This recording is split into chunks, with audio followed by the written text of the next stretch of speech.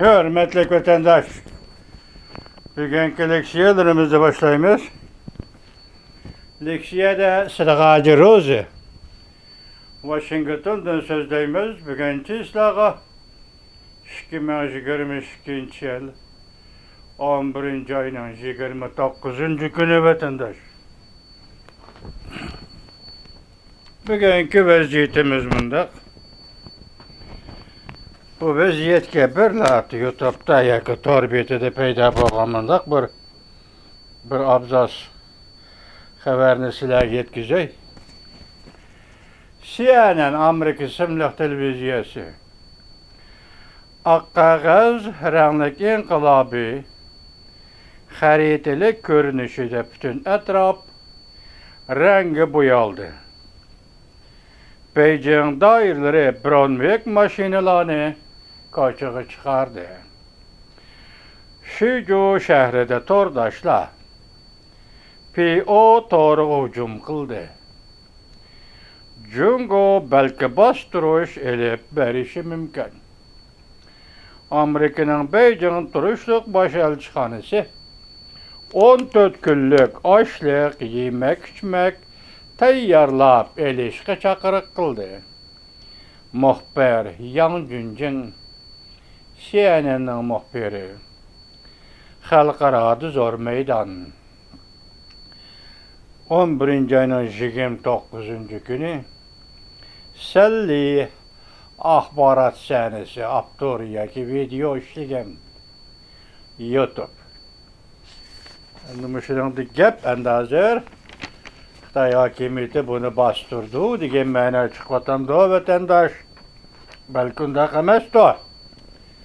Xalqaro jamiyat onun qarab turmaydigan da bu qatam endi vatandaş. Mavzumundaq bugünkü Amerika Qo'shma Shtatlari Davlat Majlisi ishki partiya mansublari Jungoda yuz bergan oq qog'oz ranglik inqilobiga madad berdi. Mavzuli xabar 11. ayının 28. günü Amerika ovozining Xitoy tili programmasi e'lon qilindi. Xabar mundaq boshlandi. Amerika Qo'shma Shtatlari Davlat Majlisi ishki partiya mansublari haftaning 1. günü 11. ayının 28. günü arka-arkadan ifade bildirib Jungoda şehirler davamlı şuatkan namayiş ve namayişçilerin Kompartiyanın nölgü çürüş siyasiye karıştırış faaliyetlerini kolladı. Kompartiyanın nölgü çürüş siyasiye karıştırış faaliyetlerini kolladı namayişçilerin. Demokratlar Partiyasının daisi mundaq görsetdi. Jungo halkı da lazer özünün ümitlerini ifadelep bu devlette erkinlik buluşunu ve az senzor buluşunu arzu kılıvadıdı. Senzorunu takipini azaytışını arzu kılıvadıdı. Cumhuriyetçiler mensubu Cumhuriyetçiler Partisi mensubu Devlet Meclisi'nin bir nefer azası mundaq görsetdi. Bu namayiş, bu narazılık ommaviy seyya sağlamlık krizisi emas. Belki kişilik hukuk krizisidir. Cumhuriyetçiler Partisi mensupları yine Prezident Joe Biden hükümetinin Jungo namayişçiler ommasini texmi aşkara qollashini müracaat qildi. 11. ayının 25.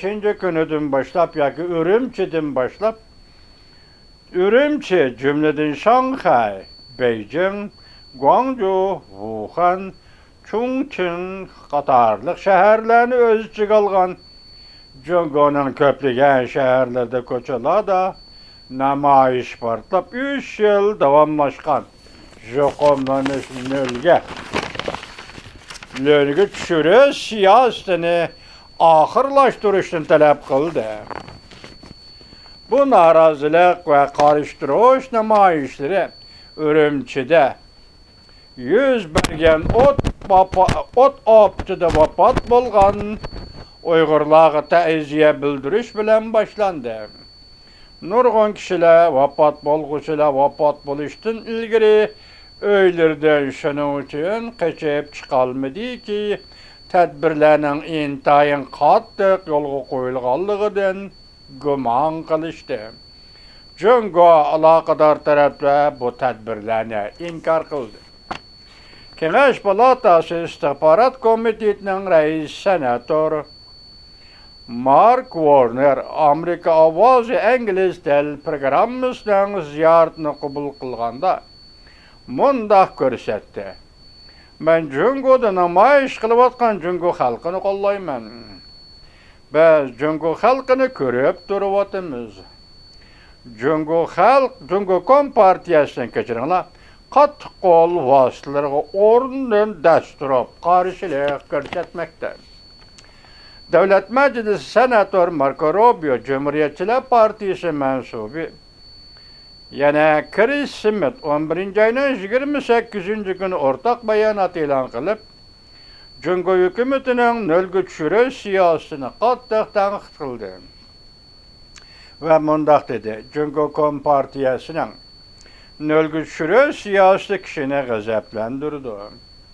Bundan taşqarı Jungo Kompartiya Şinjan'da, yani müstemlik Uyguristan'da, Hong Kong'da ve Jungo'nun her qaysı joylarda kişilik hukuk ve erkinlikte boğup taşladı. Senatör Marco Rubio, Devlet Meclisi azası Chris Smith, ortak bayanatı yanımında görsetti.